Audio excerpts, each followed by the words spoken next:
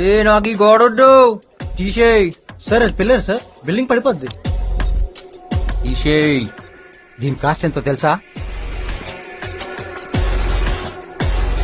ఈడ ప్రొజెక్టర్ పెడితే దీనమ్మ బొమ్మ ఆడబడాలి.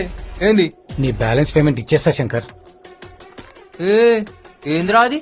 కిచెనా? ఏ నాకు కిచెన్ వద్దు. శంకర్ ఏంది, వండుడేంది? శంకర్ ఇంకొక 10 lakhs ఎక్కువ ఇస్తా శంకర్. హాల్ సెంటర్ లా టబ్బు కావాలి.